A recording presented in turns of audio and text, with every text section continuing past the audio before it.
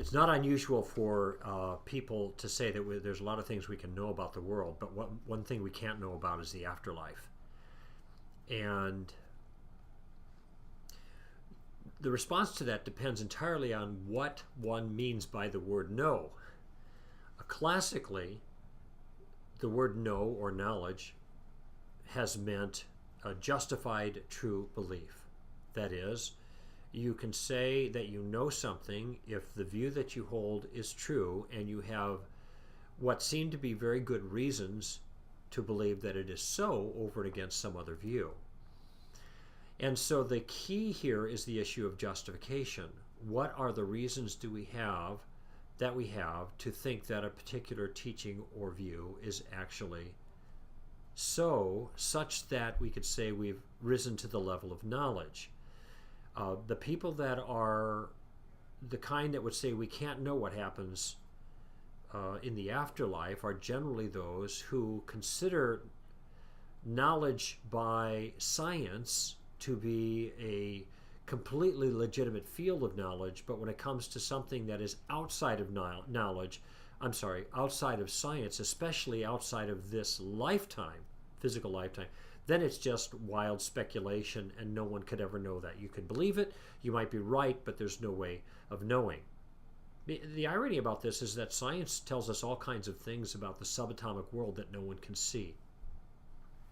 Now, I know people will say, well, they can't see it, but they have ways of having indications, if you will, about what's happening on the subatomic level, and these ways of indications have a high degree of reliability.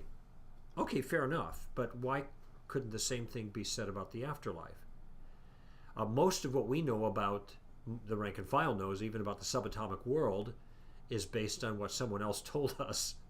You and I guarantee you, have not examined the smallest world ourselves. No, we've relied on somebody else that's in a better position to know about these things, to tell us. Now, why can't the same thing be done with regards to the afterlife?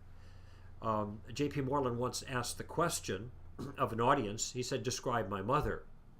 And then, some people gave descriptions as best they could. And then he said, now let me describe my mother. And he said that the illustration makes two clear points. One of them is that everybody can't be right. And the second one is that some people are in a better position to know the truth about the matter than others. And JP would be the one best in a position to know about his mother, other than as opposed to those in the audience. By the same token, are there some people that are better situated to tell us about the afterlife than we are, that might have an insight into the possibility of the afterlife? And I think the answer to that is yes. I would say people who have died and come back would be candidates for giving us reliable information, or more reliable information than we might have. And this would include people with near-death experiences. Now, those would have to be examined specifically to find out if there is a way to test their experiences. And by the way, this has happened, but I'm just offering it in principle. And these are people that have died, and you've had full heart death, brain death, and you've got information regarding the afterlife, or at least the immediate afterlife, from them.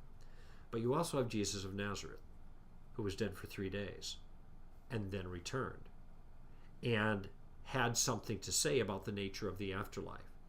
The fact that he could be dead and return, raise himself from the dead, if in fact he did that, it gives us solid reason to take seriously the things that he has to say about the afterlife, and he had quite a bit to say. So it seems to me we have a structure in place that will allow us, in principle at least, to examine the question. And that it simply because it can't be examined directly by science, and by the way, the near-death experiences are within the realm of science, at least a measure of them are. Certain aspects of them are. But simply because we don't have science weighing in entirely doesn't mean that we can't rely on those things. In fact, most of the things we know by science, we don't know directly by empirical investigation. We know by listening to an authority who says that they know. The question is whether the authority can be trusted. And I have no reason to distrust the scientific authorities on most things. But by the same token, we can trust an authority on this issue if we have good reason to believe he knows something about the matter. And I think this is true in some near-death experiences, and also it is true in the person of Jesus of Nazareth. And with that in mind, I don't see why there's any reason that we can't say we don't know anything about the afterlife. We can know about the afterlife in very much the same ways that we know about other things.